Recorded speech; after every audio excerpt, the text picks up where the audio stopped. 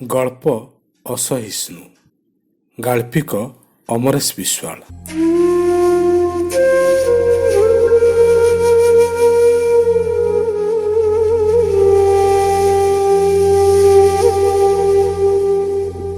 ଅହମଦ ମିଆଁର ପାଟିରେ ସମସ୍ୟା ଥିଲା। ଡାକ୍ତର ତା ନାକରେ ଲଗେଇଥିବା ନଳି ବାଟରେ ତା ପରିବାର ଲୋକମାନେ ତାକୁ ପାଣିଆ ଖାଦ୍ୟ ଦେଉଥିଲେ। ଦୈନିକ ତାକୁ ତା ପାଖ ପଡ଼ୋଶୀ ଓ ବନ୍ଧୁ ସହୋଦର ଦେଖିବାକୁ ଆସୁଥିଲେ। ସପ୍ତାହଟେ ହେଲା ମିଆଁକୁ ଜଗି ରହିଥିଲା ତା ପତ୍ନୀ ରୋଜିନା ବିବି।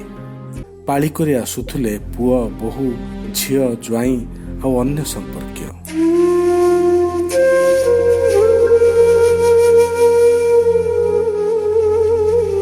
ପାଖ ବେଡ୍ରେ ମୋ ବାପା ଆଡମିଟ୍ ହେବାର ଠିକ୍ 2 ଦିନ ପରେ ଆସିଥିଲା ଅହମଦ ଅଲି। ଘରୋଇ ଡାକ୍ତରଖାନାର ଆଦବ କାଇଦାର ଅନଭ୍ୟସ୍ତ ଶ୍ରୀ ଅକ୍ଷର ବିବର୍ଜିତା ରୋଜିନା ବିବି ପାଇଁ ପୁରା ପରିବେଶ ଥିଲା ଅପ୍ରୀତିକର।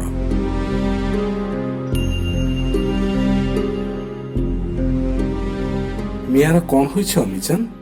ମୁଁ ସୌଜନ୍ୟ ଦୃଷ୍ଟିରୁ ରୋଜିନା ବିବିକୁ ପଚାରିଲି। କୌଣସି ନୂଆ ସ୍କୁଲରେ ଆଡମିସନ ନେଇଥିବା ଛାତ୍ରୀଟିଏ ପରି ସେ ଖୁବ୍ ବିବ୍ରତ ଆଉ ଅସହାୟ ଦିଶୁଥିଲା। ମୋ କଥା ଶୁଣି ସେ କଇଁ କଇଁ ହୋଇ କାନ୍ଦି ପକେଇଲା। ମୁଁ ହଠାତ୍ ଖୁବ୍ ଅପ୍ରସ୍ତୁତ ହୋଇପଡ଼ିଲି। ପେପର ପଢ଼ା ଛାଡ଼ି ତାଙ୍କ ପାଖକୁ ଧାଇଁ ଯାଇ ତାଙ୍କ ମୁଣ୍ଡ ଆଉଁସି ଦେଲି, ଯେମିତି ପୁଅଟିଏ ତା ମାଆକୁ ସାନ୍ତ୍ୱନା ଦିଏ।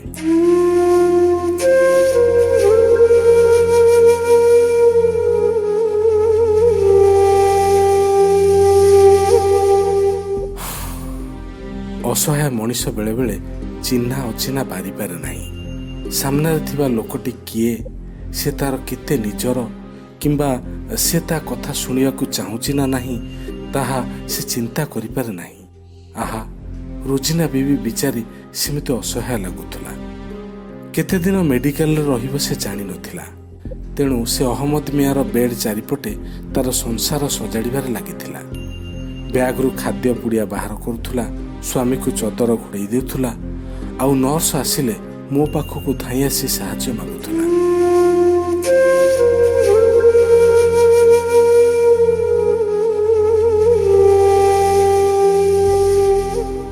ମୁଁ ପେପର ପଢ଼ାରେ ମନ ଦେଲି। ବାପାଙ୍କୁ ବିଫୋର ଫୁଡ୍ ମେଡିସିନ ଖୋଇସାରିବା ପରେ କ୍ଷୀରରେ ରୁଟି ପକାଇ ଚକୁଟି ଖୋଇଦେଲି। ନର୍ସ ପୁଣି ଗୋଟେ ସାଲାଇନ୍ ଲଗାଇଲେ।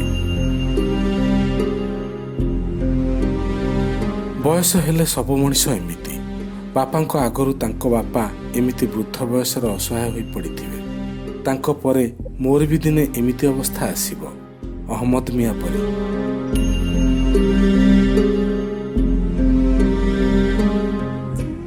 ରାତିରେ ବାପାଙ୍କୁ ଜଗିବା ପାଇଁ ପତ୍ନୀ ଲିତା ଆସି ପହଞ୍ଚିଲା। ମୁଁ ପୁଣି ସକାଳୁ ଆସିବି। ସେ ରାତି ସାରା ଶ୍ୱଶୁରଙ୍କୁ ଜଗିବ। ସକାଳୁ ଯାଇ ଘର କାମ ସାରି ଟିକେ ରେଷ୍ଟ ନେବ। ଏମିତି ଗଲାଣି କିଛି ଦିନ। ଦରକାର ପଡ଼ିଲେ ଟିକେ ରୋଜିନା ବିବିକୁ ସାହାଯ୍ୟ କରିବ। ସେ ବିଚାରୀକୁ ଏ ମେଡିକାଲର ଆଦବ କାଇଦା ଜଣା ନାହିଁ। ପାଖ ବେଡ୍ରେ ଆଖି ବୁଜି ଶୋଇଥିବା ଅହମଦ ମିଆଁ ଓ ତା ପାଦ ସେବା କରୁ କରୁ ସେଇଠି ମୁଣ୍ଡ କୋଡ଼ି ଢୋଳେଇ ପଡ଼ିଥିବା ରୋଜିନା ବିବି ଆଡ଼େ ଅନେଇ ମୁଁ ଲିତାକୁ କହିଲି, ସେ କ'ଣ ମୁସଲମାନ? ମୋ କାନ ପାଖରେ ଧୀରେ କରି ଲିତା ପଚାରିଲା। ହଁ, ମଣିଷ ତ ମଣିଷ, ଧର୍ମ କ'ଣ? ମୁଁ କହିଲି। ମୋ କଥାରେ କୌଣସି ଉତ୍ତର ନ ଦେଇ ବି ଲିତାର ଉନ୍ନାସିକ ଭାବ ମୁଁ ପଢ଼ିପାରୁଥିଲି, ତା ମୁହଁରୁ, ତା ଆଚରଣରୁ। ସେ ଚେୟାରରେ ବସି ପେପର ପଢ଼ିଲା। ବାପାଙ୍କ ଚଦର ସଜାଡ଼ି ଦେଇ ସେ ନିଜେ ରାତି ଉଜାଗର ରହିବାକୁ ସଜାଡ଼ି ହେଲା। ମୁଁ ଡାକ୍ତରଖାନା ଛାଡ଼ିଲି।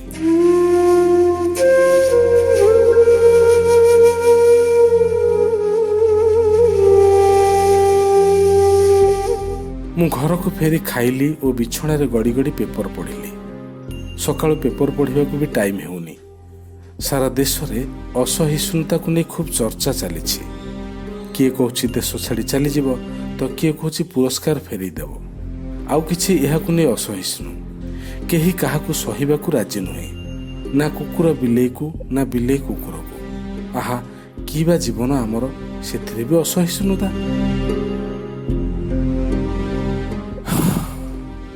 ମୋ ମନକୁ ପାପ ଛୁଇଁଲା। ଲିତା ଆଉ ଅସହିଷ୍ଣୁତାର ଶିକାର ହୋଇନି ତ? ନାକରେ ନଳି ଲାଗିଥିବା ଅହମଦ ମିଆଁ ଶାନ୍ତିରେ ଶୋଇଛି ତ? ରୋଜିନା ବିବି ଔଷଧ ଚିହ୍ନି ନ ପାରି ବ୍ୟସ୍ତ ହେଉନି ତ?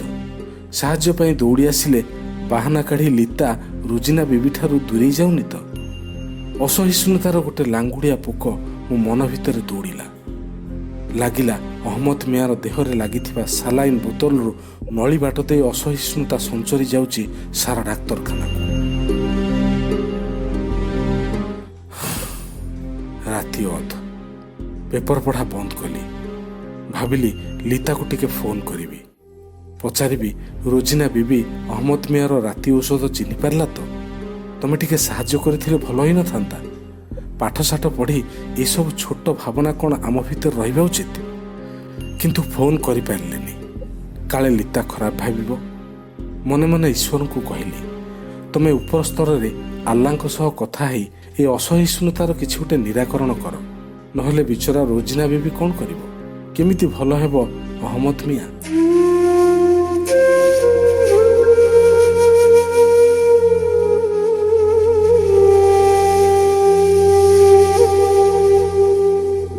ସକାଳେ ତରତର ହୋଇ ମେଡିକାଲ ବାହାରିଲି। ରାତି ଅନିଦ୍ରା ହୋଇଥିବା ଲିତାକୁ ଶୀଘ୍ର ରିଲିଜ କରିବାକୁ ନୁହେଁ, ବୋଧହୁଏ ରୋଜିନା ବିବିକୁ ସାହାଯ୍ୟ କରିବାକୁ। ସେଠି ପହଞ୍ଚି ଦେଖିଲା ବେଳକୁ ବାପାଙ୍କ ବେଡ୍ ପାଖରେ ଲିତା ନାହିଁ। କୁଆଡ଼େ ଗଲା ଇଏ? ଅସହିଷ୍ଣୁତା କି? ହେ ଭଗବାନ! କିନ୍ତୁ ଆଶ୍ଚର୍ଯ୍ୟଜନକ ଭାବରେ ଦୃଶ୍ୟଟି ଥିଲା ପୁରା ଓଲଟା।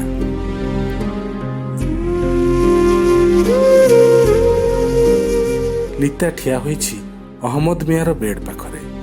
ରୋଜିନା ବିବି ମିଆଁର ନାକରେ ଲାଗିଥିବା ନଳିଟିକୁ ଟେକି ଧରିଛି, ଆଉ ଲିତା ସେଥିରେ ତରଳ ଖାଦ୍ୟ ଭର୍ତ୍ତି କରିବାରେ ଲାଗିଛି। ଖୋଇବାକୁ ଦେଇସାରି ମିଆଁର ଦାଢ଼ିକୁ ଶ୍ରଦ୍ଧାରେ ଆଉଁସି ଦେଉଛି ଲିତା। ରୋଜିନା ବିବି ହାତରୁ ଔଷଧ ଜରିଟା ଛଡ଼େଇ ନେଇ ପ୍ରେସ୍କ୍ରିପ୍ସନ ପଢ଼ି ପଢ଼ି ଅହମ୍ମଦ ମିଆଁକୁ ସକାଳର ଔଷଧ ଖୋଇ ଦେଉଛି। ରୋଜିନା ବିବିର ଆଖିରେ ଖୁବ୍ ଆତ୍ମୀୟତାର ଦୁଇଟି ଘନିଷ୍ଠ ଛାଇ।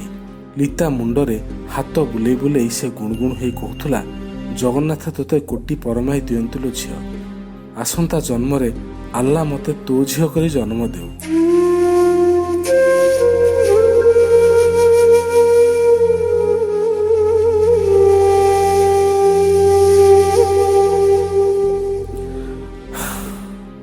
ବୋଧହୁଏ ଗତ ରାତିରୁ ମୁଁ ଏମିତି ଏକ ଦୃଶ୍ୟ ଅପେକ୍ଷାରେ ଥିଲି।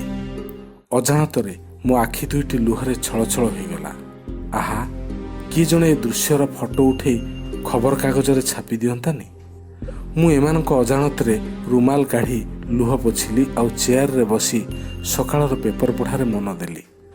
ଅହମ୍ମଦ ମିଆଁର କାମ ସାରି ଲିତା ତରତର ହୋଇ ଘରକୁ ଯିବାକୁ ବାହାରିଲା। କାହିଁ ତା ଆଖିରେ ତ ରାତି ଅନିଦ୍ରାର ଚିହ୍ନ ନାହିଁ। ସେ ତ ଖୁବ୍ ଫ୍ରେଶ ଦିଶୁଛି। ମୁଁ କିଛି କହିଲିନି। ବ୍ୟାଗ୍ ପତ୍ର ଓ ବାପାଙ୍କ ଖାଲି ଟିଫିନ୍ ବାକ୍ସ ସଜାଡ଼ୁ ସଜାଡ଼ୁ ଲିତା ପଚାରିଲା, ଏ ଅସହିଷ୍ଣୁତା ଚିଜଟା କ'ଣ କି? 2 ଦିନ ହେଲା ଏତେ ଚର୍ଚ୍ଚା ହେଉଛି ଯେ ମୁଁ ଟିକେ ଜାଣିବାକୁ ଚାହୁଁଛି। ମୁଁ ଫେରେ, ମୋତେ ଟିକେ ବୁଝେଇଦେବ?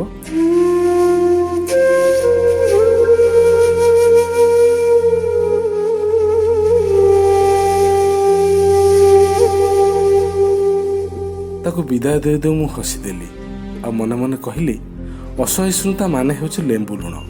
ପାଗ ଟିକେ ଭଲ ହେଉ, ତାକୁ ଖରାରେ ଶୁଖେଇ ଆମେ ଆଚାର କରି ଖାଇବା।